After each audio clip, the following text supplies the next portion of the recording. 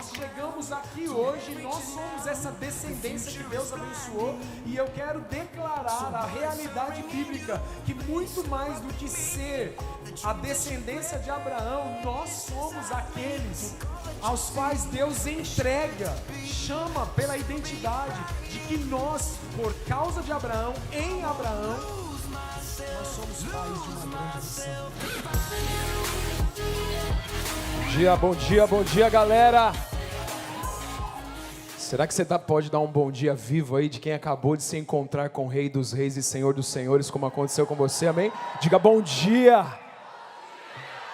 Bom dia, eu sou, como apresentado aí, Ricardo Regiane. Regiane é sobrenome mesmo. Aliás, pode chamar de Regiane, mas ele se pronuncia Regiane, né? Eu nunca falo isso porque seria difícil para as pessoas entenderem e escreverem depois. Então, Ricardo Regiane, sou da Comunidade da Graça, em Hermelino Matarazzo. Tem foto aí, eu queria colocar para você. Agradeço o convite dos amigos. Eu faço parte do GKPN desde 2013, a convite do pastor Carlos Alberto, que é o nosso pastor, do Fernando Diniz, que está aqui com açúcar. Essa é a minha casa, a minha igreja local, o lugar onde eu congrego. Aqui estão minha esposa comigo aqui desse lado, desse outro lado os nossos pastores, Nadinho e Beth. Tem mais uma foto aí, eu gostaria que vocês também pudessem ver. Aí nós estamos num trabalho que fizemos num culto ao ar livre, com centenas de milhares de pessoas aí. Esses são os nossos pastores, os nossos pais espirituais, que têm ensinado a gente o que é o Evangelho de Jesus Cristo, que têm sido instrumentos para que o verdadeiro discipulado seja implantado em nós. Onde nós estamos? Nós estamos na zona leste de São Paulo, no bairro de Hermelino Matarazzo. Nós estamos lá como igreja local há 18 anos, uma igreja que nasceu em células. Hoje somos quase 500 células de jovens e adolescentes lá naquela região, igrejas multiplicadas. Temos aqui, o filho do nosso pastor está aqui, o Guilherme está aqui à minha direita, sentado. Também pastoreia uma igreja que nasceu lá de Hermelino, uma igreja na cidade de Mogi das Cruzes, no interior. Uma igreja com 80% de jovens e adolescentes. Uma igreja viva, poderosa lá naquela região. O Senhor tem feito maravilhas apesar de nós. Deus é surpreendente e é isso que eu creio que Ele está fazendo aqui entre nós, nessa manhã, nesse tempo juntos. Há uma frase que foi citada ontem e que ela, de certa forma, ela é um norte para a minha vida, e eu acredito que deveria ser um norte para a vida de todo cristão, que é a frase que usamos aqui no GKPN. Ela também está aí, se puder deixar ela projetada. Essa frase diz que cada geração, ela tem a sua chance de mudar o mundo, e essa é a nossa. Quando a gente é levado, eu não sei você, mas quando a gente é levado, como fomos aqui, tão bem conduzidos, né? Tomados pela mão, pelo Tom Molinari aqui, conduzidos até a presença do nosso amado, não tem outro sentido da vida, se nós não vivermos para espalhar essa realidade. A vida, ela só faz sentido se nós aproveitarmos a única oportunidade que temos para sermos esse instrumento, para que não só nós, para que isso não pare em nós, mas para que isso seja conduzido a toda uma geração e possa abençoar os que estão em volta da gente. Nós estamos aqui naquilo que é, como já foi dito também, algo singular, tão pontual, tão poucos encontros como esse, promovido pelo Dr. Elias Dantas, com um coração correto, despretensioso, não é? Para si próprio, mas com tantas pretensões para o reino de Deus. Encontros onde a gente pode ter aqui centenas de líderes de jovens de todo o Brasil. Você está liderando uma célula, está na equipe da liderança de uma juventude, de uma igreja local. Você que está à frente do trabalho local de juventude. Nós temos a oportunidade aqui nessa sala, nesse encontro, nesses 3 dias, de afiarmos o nosso machado para aquilo que o Pai vai realizar nos próximos anos. Você tem noção disso? Aquilo que vai acontecer no Brasil nos próximos anos passa por você. Ah, não, por mim não, Rick. É com fulano aqui do lado. Não, é por você. Aquilo que Deus fará nos próximos anos, na cidade onde você está, no estado onde você está e no Brasil, passa por você, meu amigo.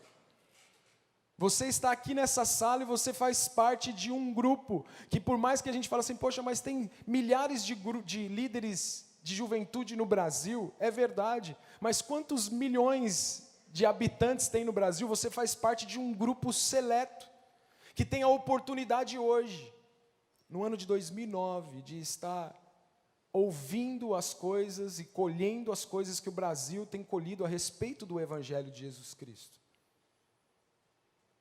E o que eu penso é que, não aquela oportunidade que foi dita ontem, né?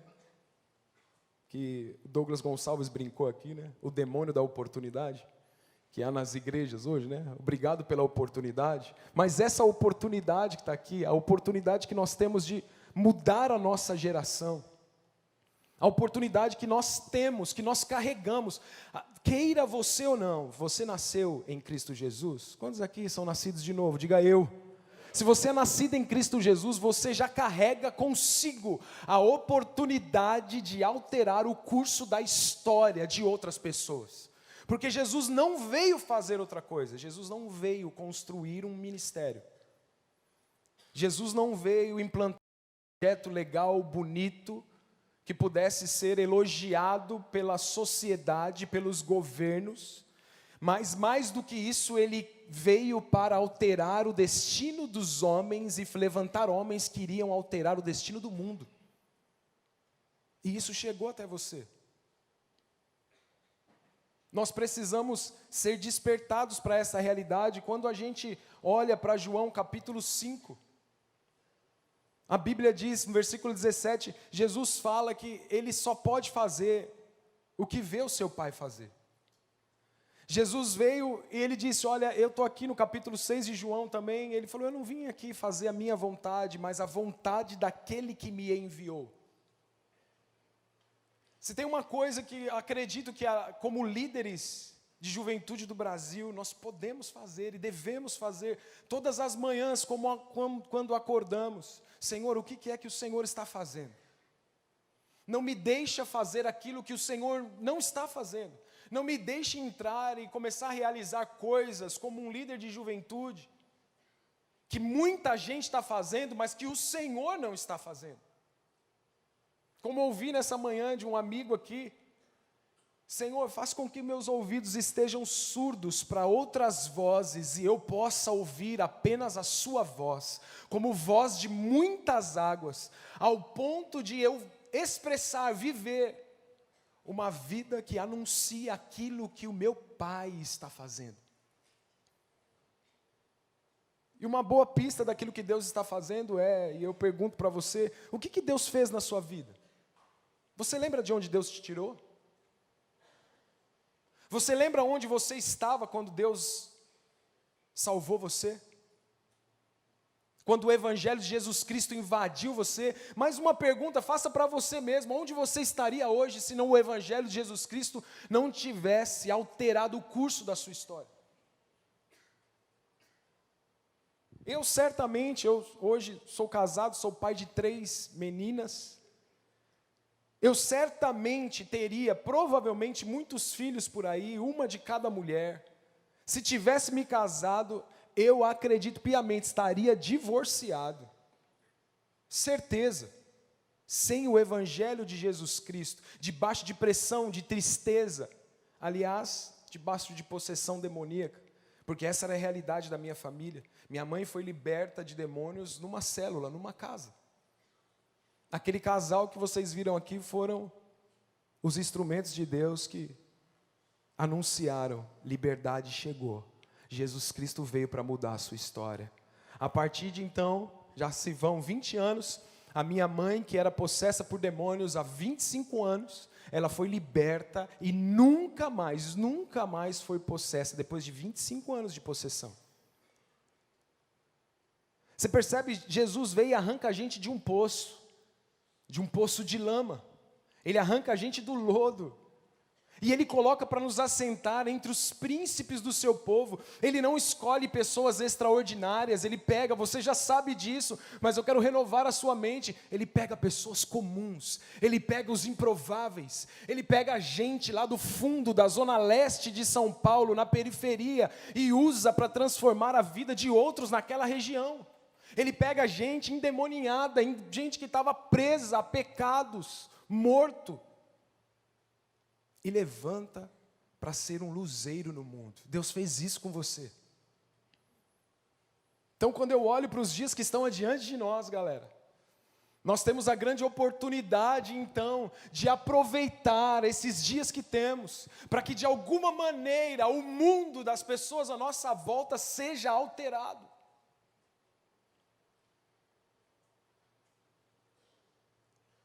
Nós estamos vendo a igreja evangélica, e isso é bom, ok? Nós estamos vendo a igreja evangélica crescer em número. Mas quantos de nós já falamos isso e pensamos isso? Poxa, cresce em número, mas por que ainda não cresce tanto em influência? Cadê a influência? Cadê as manifestações disso, de fato, na sociedade? Eu sei que está muito melhor, a coisa está acontecendo, eu não estou aqui para dizer que não está acontecendo, ok? Mas, vamos ser sinceros, isso era para estar num avanço muito mais intenso e poderoso. E eu acredito que isso é por causa exatamente dessas muitas vozes que ouvimos. Ouvimos tantas vozes, hoje através das redes sociais, não é? Está aqui, com um clique você vê o que o mundo inteiro está fazendo, o que as igrejas estão fazendo, o que outros irmãos estão fazendo, e isso é um benefício tremendo, porque isso ajuda a gente a alinhar algumas coisas. Por outro lado, talvez a gente também esteja vendo muita gente fazendo o que Deus não pediu para fazer. Ou talvez a pessoa está fazendo o que Deus pediu para fazer, mas de longe não dá para entender direito, e a gente entende errado e começa a fazer supostamente alinhado com outros trabalhos de juventude, por exemplo, e corremos velozmente na direção errada. Talvez estejamos fazendo coisas maravilhosas como o rei Ezequias fez. Em Isaías 39, se você puder abrir, a Bíblia conta aquela história. Como estamos aqui num grupo de líderes, vou ler apenas uma parte e só te lembrar da história. A Bíblia diz que o rei Ezequias estava reinando de maneira tão eficaz. Ele derrubou altares, ele reconstruiu altares para o Senhor. A Bíblia diz que ele fez obras, ele desviou rios para que esses rios chegassem em Jerusalém, para trazer vida para uma cidade. Ele estava num reinado, vamos dizer assim, produtivo, seus projetos eram excelentes. Projetos excelentes. Quantas vezes a gente não está atrás de um projeto excelente? Com motivação, às vezes, correta. Mas sabe o que interessa lá no fim? É aquilo que a gente vai ver aqui na vida de Ezequias. A Bíblia diz que chegou um momento em que foi anunciado para ele, ó, é o seguinte, arruma a tua casa, porque você vai morrer. Arruma a tua casa, porque os seus dias aqui estão contados. Você sabe, a Bíblia diz que ele foi lá, orou e pediu, e Deus, por misericórdia, acrescentou mais 15 anos sobre a vida daquele homem. Na sequência, a Bíblia conta que foi enviado uma comitiva da Babilônia para visitar Ezequias, e ele abre para aquela comitiva todas as suas riquezas. Ele abre todas as suas posses e tudo o que os seus pais haviam conquistado e entregado a ele, tudo aquilo que ele estava construindo para a próxima geração, ele abre para a Babilônia. E os versículos em Isaías 39, quero ler os últimos versículos com você, dizem assim: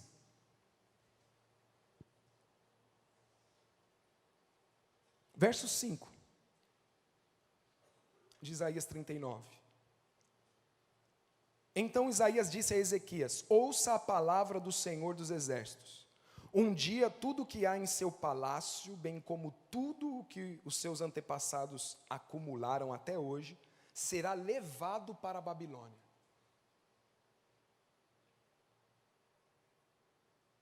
Nada ficará, diz o Senhor.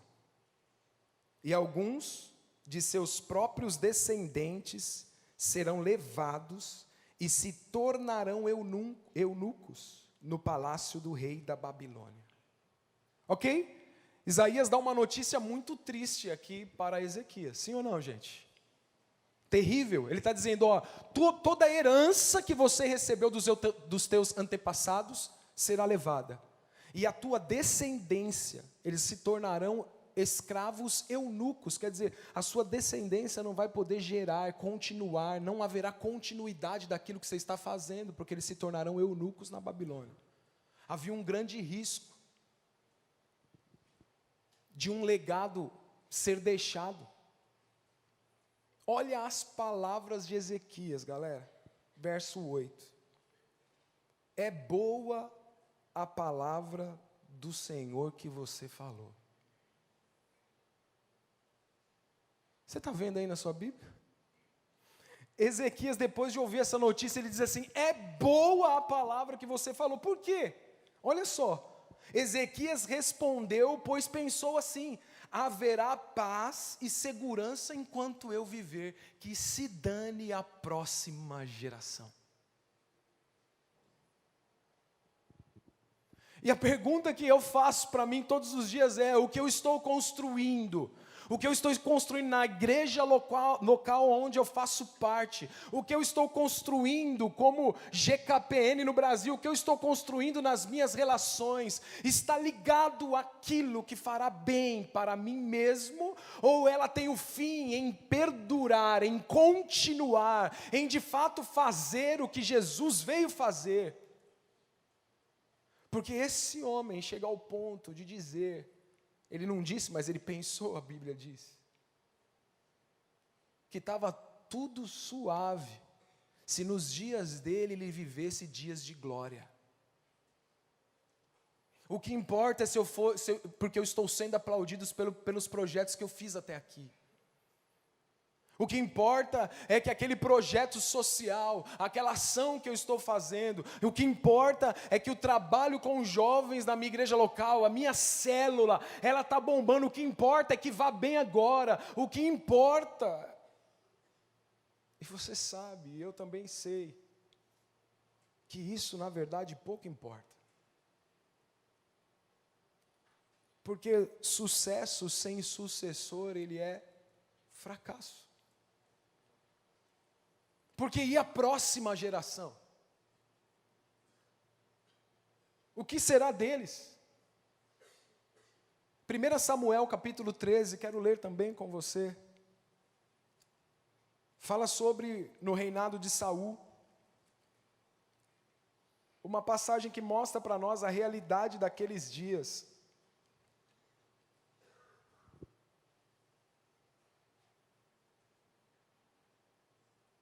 A partir do versículo 16. 1 Samuel 13, 16. Tá certo?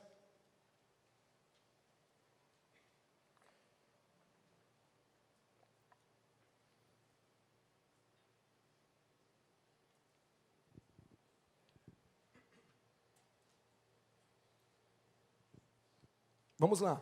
Saul e seu filho Jonatas, acompanhados de seus soldados, ficaram em Gibeá de Benjamim, enquanto os filisteus estavam acampados em Micmas.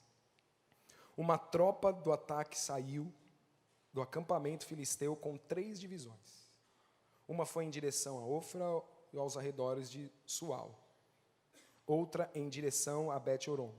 A terceira em direção à região fronteiriça, onde se avista o vale de Zeboim, diante do deserto. Verso 19.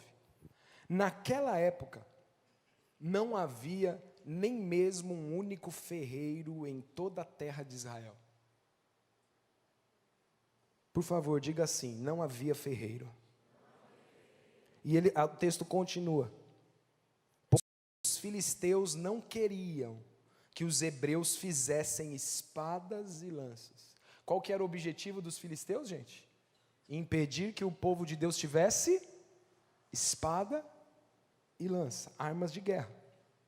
Assim eles tinham que ir aos filisteus para afiar os seus arados, enxadas, machados e foices.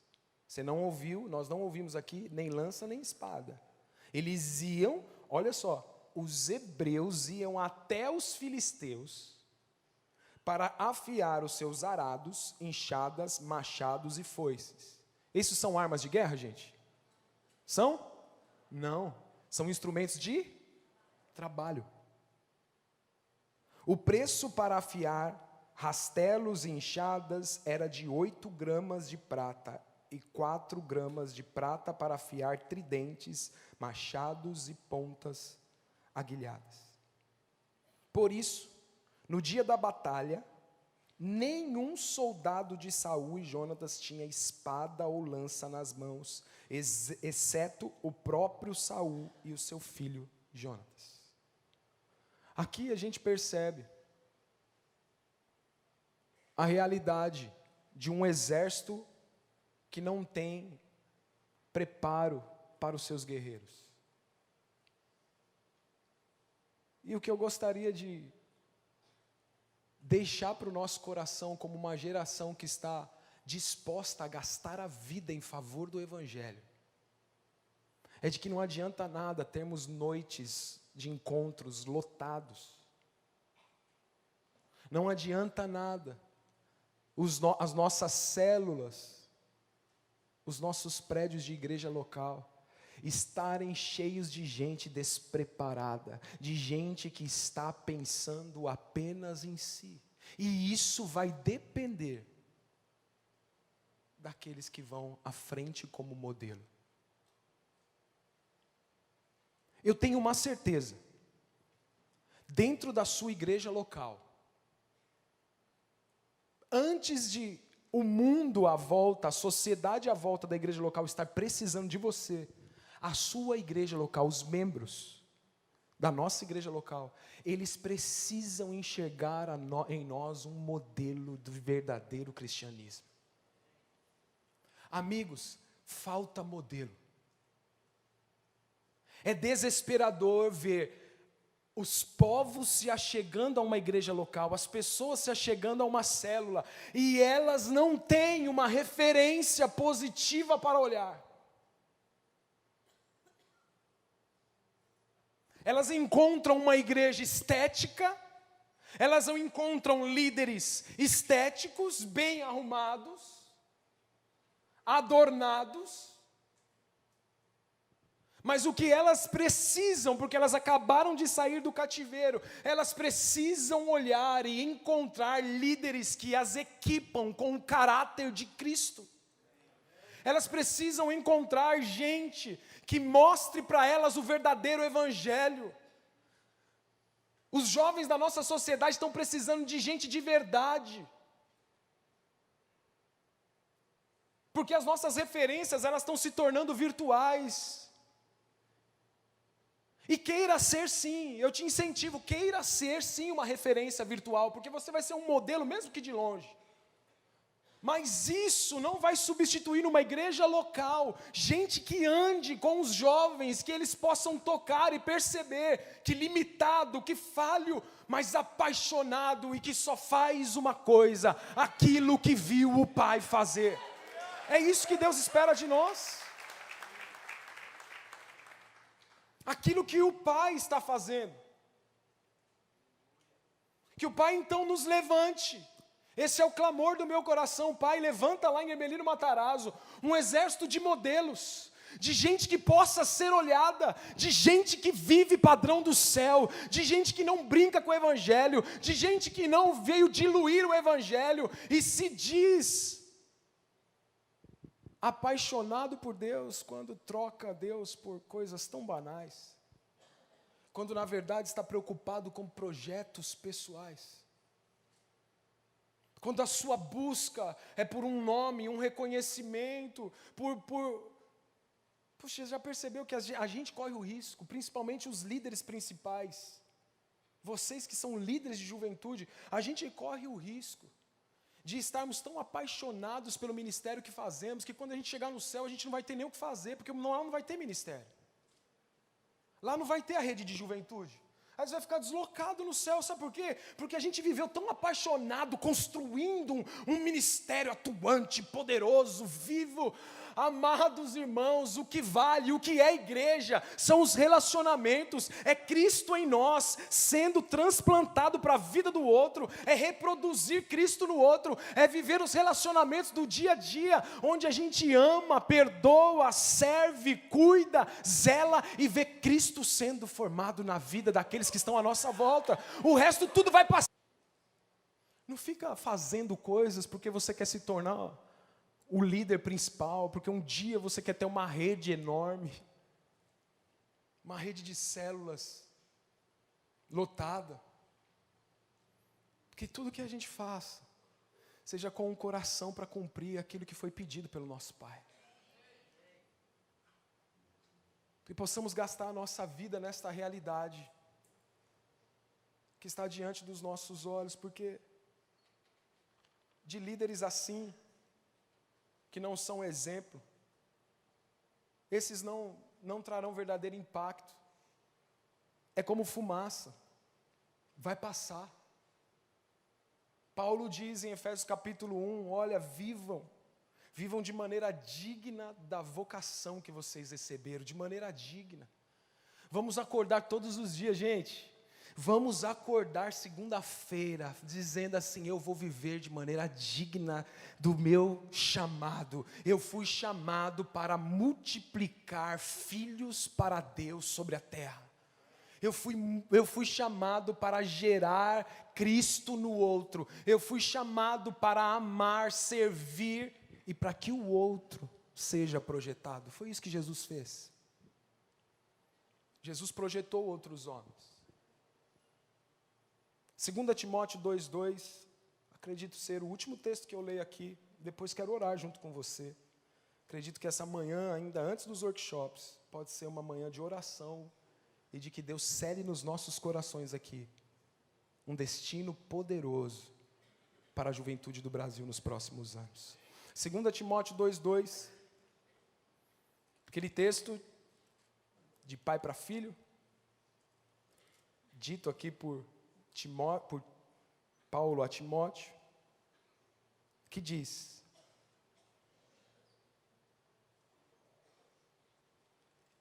eu falei 2,2 e abri 4,2. 2,2, vamos lá. 2 Timóteo 2,2. E as palavras, Paulo diz, e as palavras que de mim ouviu dizer na presença de muitas testemunhas, confie essas palavras a homens fiéis que sejam também capazes de ensinar a outros. Suporte comigo os meus sofrimentos, como um bom soldado de Cristo Jesus. Paulo está pedindo para que Timóteo reproduzisse aquilo que havia recebido e que isso fosse reproduzido por esses na vida de outros. Paulo está falando de um zelo geracional. A nossa geração acha que está fazendo algo novo. Deixa eu dizer algo para você, ninguém começa nada novo. Ninguém, esquece. Em algum momento você vai descobrir na Bíblia que alguém já tinha feito. Ninguém começa nada novo. Nós precisamos honrar a unção que há nesse encontro. E talvez isso abra os nossos olhos aqui para esse tempo de oração. A unção que está sobre esse encontro é a unção principalmente ligada ao Dr. Elias Dantas. Qual é a unção? É a unção de pensar na próxima geração. Dr. Elias Dantas, sei que talvez alguns ou muitos aqui nem conheçam. Como já disse, um homem despretensioso, que carrega um manto que você pode agarrar nessa manhã aqui. Esse manto de poder empoderar uma próxima geração. Há uma outra unção disponível aqui nesse encontro, porque ela é a realidade da base de tudo isso. A unção da unidade. A unção daquilo que está sendo promovido a líderes de jovens do Brasil inteiro aqui, de grandes igrejas. Isso tem sido promovido através do GKPN. Então eu quero dizer para você, essa unção ela está disponível aqui. É como Elias e Eliseu, não é? Ele ficou esperando até pegar a sua porção, até poder tomar aquilo que ele ia carregar durante anos. Mas assim que Eliseu morreu, acontece que um morto é jogado no seu túmulo, ele bate e ressuscita. Por quê? Porque a unção ainda estava ali, ninguém tinha pego. Tem uma unção que está disponível para nós aqui nesse encontro, que nós precisamos pegar, aproveitar e carregar isso. Essa unção de unidade. Sabe por quê? Porque Deus, Ele não está construindo projetos. Deus está construindo uma família, meu brother. Deus está construindo unidade. No céu não vão ter projetos, no céu vai ter uma família. No céu vão ter irmãos. E nós podemos carregar nos próximos anos esta realidade de unidade que está sendo entregue aqui. Líderes do Brasil inteiro se tornaram amigos nos últimos anos, através disso aqui. E eu quero declarar que a sua igreja local, ela vai se tornar um lugar de unidade na igreja local. A sua célula vai se tornar uma célula de unidade. E então vai partir para o bairro onde você está, a sua cidade, os cristãos da sua cidade, como está acontecendo lá em Curitiba. É isso aí, galera, demais. A unidade promovida lá em Curitiba. Pastores de centenas de igrejas reunidos. Acabou. Acabou o meu ministério. Acabou o que eu estou construindo. Acabou, gente. Acabou. Vamos desmontar essa parada logo. Não fica perdendo mais tempo nisso, não. Não fica preocupado, não, na influência do seu projeto. Se ele não construir verdadeiros discípulos. E vamos viver essa realidade entregue para nós aqui. Vamos receber tudo aquilo que esse encontro tem para nos dar. Eu não sei se você tem essa percepção espiritual, mas para mim tem um manto que nos cobre aqui. A nossa paternidade. A nossa paternidade. Você tem pai. O nosso pai lá é o pastor Carlos Alberto de Quadros Bezerra, que talvez muitos de vocês conheçam. A nossa paternidade em Hermelino Matarazzo é Nadinho e Beth. A nossa paternidade como MAG, nós somos do MAG, marcando a geração. A comunidade tem uma identidade para os jovens. A nossa cobertura está aqui, Fernando e Suca. Nós estamos debaixo da cobertura do pastor Elias Dantas aqui, nós estamos debaixo da cobertura do pastor Vander aqui. Gente, Deus não está nem aí com barulho, Deus não está nem aí com projeto bonito, Deus ele age através desta cadeia poderosa, de autoridade, de honra. Eu não sei se o Botrel está aqui ainda. Está aqui o Botrel ainda, mano? Tá? Cadê o Botrel? Se ele estiver por aqui, dá um salve aí. Está no Rio, mas não está aqui. Que pena. Então você que vai orar por nós, Léo. Sabe por quê, galera? Eu quero terminar essa manhã aqui, essa parte. E gostaria muito de pedir que o Léo ore, representando o Botrel. Ore por todos os líderes que participam da mesa do GKPN. Por que o Botrel? Porque o Botrel é aquele cara lá da IBC, Batista Central, em Minas Gerais, que desse grupo aqui que estava conosco lá, pelo menos quando eu comecei a participar em 2013, ele formou uma geração e passou o bastão para o Léo. O Botrel não ficou preocupado com o seu próprio nome. Eu construí todo esse ministério, eu vou entregar para quem? Não entrego não. O Botrel empoderou Léo Matos e esposa, que estão virando o mundo de cabeça para baixo. Porque é isso que o Pai chamou a gente para fazer.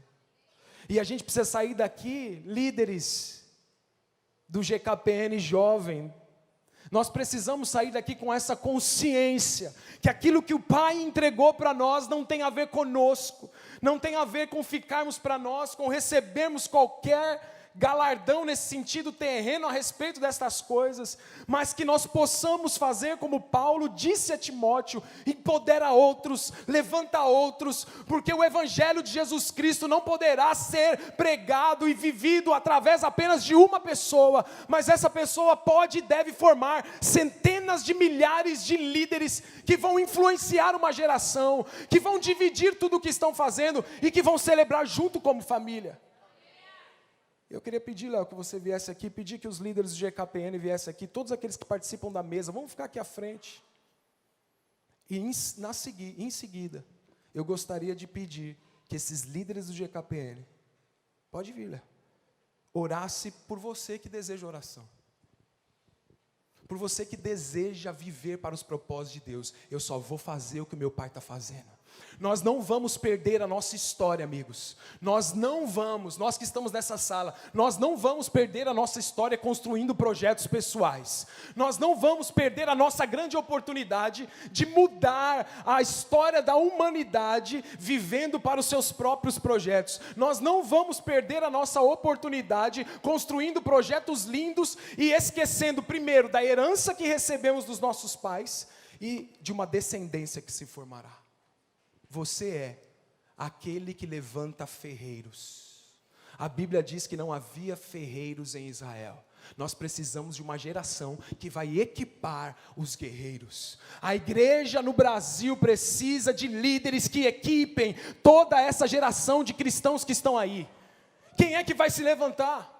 Quem é que vai se levantar para equipar, para colocar material, para colocar espada e lança na mão desses guerreiros? Quem é que vai empoderar a próxima geração? Quem é que vai olhar para pessoas improváveis dentro das nossas células, dentro da nossa comunidade, bater no ombro dele e falar: sim, o papai conta com você, vai e faz aquilo que ele está fazendo, porque Deus empoderou você. Eu e você também somos pessoas improváveis que Deus está dizendo: é com você e é conosco. Essa é a nossa realidade. O Espírito do Senhor está sobre você. É Ele que nos empodera para esta realidade. É o Espírito do vivo Deus que nos capacita para fazer aquilo que deve ser feito. Amigos do Brasil que estão aqui à frente, eu oro para que papai, ajude a gente. No meio de tanta fumaça, a gente só está fazendo o que Ele pediu para que a gente fizesse. Não interessa se tem um monte de gente fazendo, a pergunta é isso que meu pai pediu? Mas está todo mundo fazendo, isso aqui é legal. Foi isso que o meu pai pediu. Eu não estou dizendo que a igreja tem que ser chata não, a igreja é legal mesmo, lá também a gente faz uns negócios legais. Mas a pergunta é, foi o que o papai pediu? Está atingindo o objetivo do coração do meu pai? Eu estou gastando a minha vida na direção certa, porque não adianta, como já dissemos, correr velozmente na direção errada. E vocês, é maravilhoso fazer parte disso. Quem sou eu para estar no meio desses caras aqui, ó? Esses guerreiros que estão revolucionando o Brasil e o mundo. Nós temos um legado.